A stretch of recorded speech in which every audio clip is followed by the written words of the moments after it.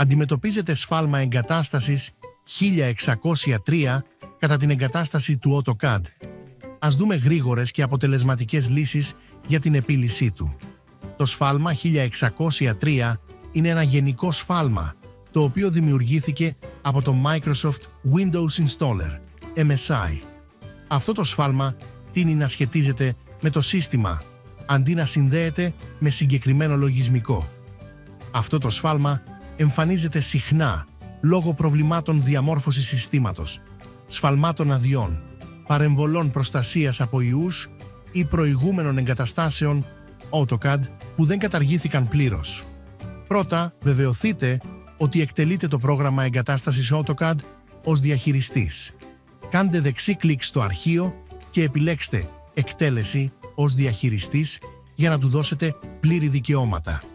Μεταβείτε στα προγράμματα και δυνατότητες στον πίνακα ελέγχου και απεγκαταστήστε οποιοδήποτε υπάρχον λογισμικό AutoCAD ή Autodesk. Βεβαιωθείτε ότι έχετε καταργήσει την εγκατάσταση της υπηρεσίας αδειών χρήσης επιτραπέζιου υπολογιστή Autodesk. Ανοίξτε την εξερεύνηση αρχείων των Windows. Μεταβείτε στο φάκελο C AS Program Files, XAS86, Common Files die Autodesk, Shared SAD-C Key Licensing. Κάντε δεξί κλικ στο Uninstall Dataja Exe και επιλέξτε «Εκτέλεση ως διαχειριστής». Περιμένετε μέχρι να αδειάσει ο φάκελος. Η υπηρεσία Autodesk Desktop Licensing έχει πλέον καταργηθεί για τον υπολογιστή. Κάντε επανεκκίνηση του υπολογιστή σας. Το λογισμικό προστασίας από ιούς ενδέχεται να εμποδίζει την εγκατάσταση. Απενεργοποιήστε το προσωρινά, αλλά θυμηθείτε να το ενεργοποιήσετε ξανά αφού ολοκληρωθεί η εγκατάσταση.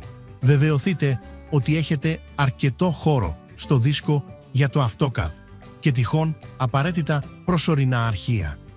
Ελέγξτε ότι υπάρχει αρκετός χώρος στη μονάδα ρίζας του μηχανήματος. Σημείωση. Παρόλο που η εγκατάσταση μπορεί να εγκατασταθεί σε άλλη μονάδα δίσκου, απαιτείται η μονάδα ρίζας να έχει διπλάσιο χώρο από τα αρχεία εγκατάστασης, τη μονάδα στην οποία είναι εγκατεστημένο το λειτουργικό σύστημα Windows. Βεβαιωθείτε ότι εκτελείται η υπηρεσία Windows Installer.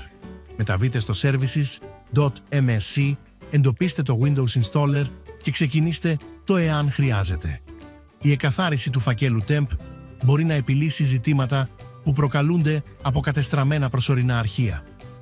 Πληκτρολογήστε το σύμβολο της 100 temp και πατήστε Enter. Ο φάκελος temp θα ανοίξει, εμφανίζοντας όλα τα προσωρινά αρχεία. Επιλέξτε όλα τα αρχεία, Ctrl+A, και διαγράψτε τα για να ελευθερώσετε χώρο.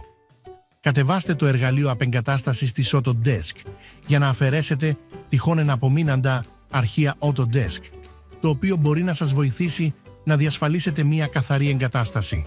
Δοκιμάστε να χρησιμοποιήσετε το εργαλείο Microsoft Fixit.